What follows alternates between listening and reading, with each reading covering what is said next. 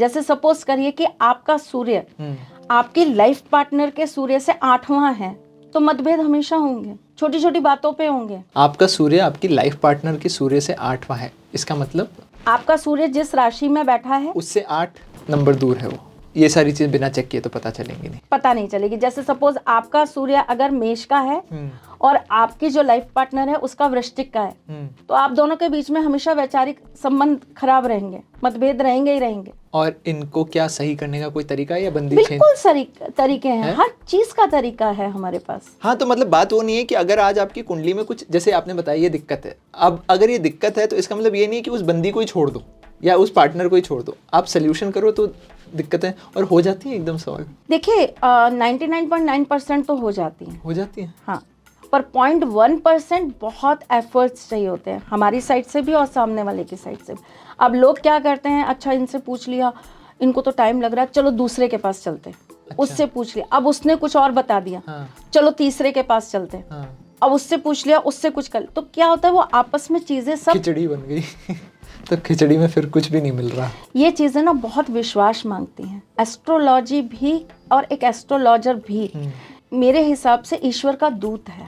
आपको 100% अपने आप को समर्पित करना पड़ता है सामने वाले की। करेक्ट। मैं आपको एक बहुत छोटी सी चीज़ बताती हूँ। ये बात है आज से कोई 7-8 साल पहले की। मेरे एक क्लाइंट थे, उनकी एक प्रॉब्लम चल रही थी। मैंने उनको डेट दिया 30 नवंबर। 30 नवंबर को आपकी ये प्रॉब्लम सॉर्ट आउट हो जाएगी। उन्होंने मुझसे एक नहीं 10 बार पूछा कि पक्का आप श्योर कह रही हैं इसी डेट को। मैंने कहा देखो ठाकुर जी ने मुझे डेट दे दी तो अब ये हिलेगी नहीं। अब ये 30 मतलब ये 30 ही है, ये 30 की 31 भी नहीं होने वाली। उन्होंने कहा ठीक है, आपने बता दिया, ठीक है ना।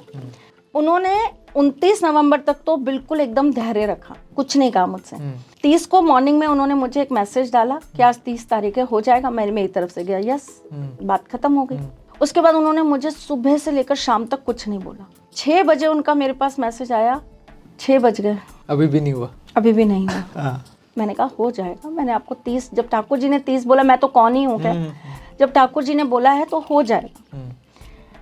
फिर उनका कोई मैसेज नहीं आया। 31 को सुबह वो मेरे घर थे मिठाई लेके, और उन्होंने मुझे बोला 11:50 पर मेरा काम हुआ, 30 पार नहीं हुई।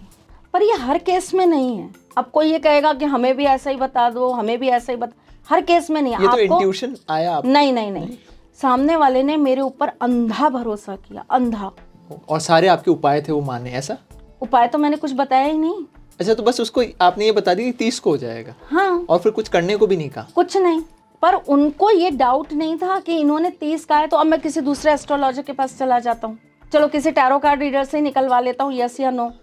ब्लाइंड ट्रस्ट जिसे कहते हैं। मतलब 6 बजे के बाद उनका मेरे पास मैसेज नहीं आया कि उन्होंने बोला कि 6 बज गए। मैंने बोला वेट करो।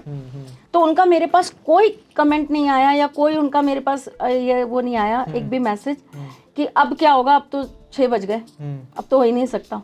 उनको आखिरी पल तक भरोसा था कि दीदी ने बोला है तो मैं 30 जब तक खत्म नहीं हो जाएगी ना तब तक मैं वेट करूंगा 30 का। ये डीप कनेक्शन कितने लोग रख पाते हैं अपने एस्ट्रोलॉजर्स के साथ? पहली बात तो कितने लोगों के पास होते हैं एस्ट्रोलॉजर?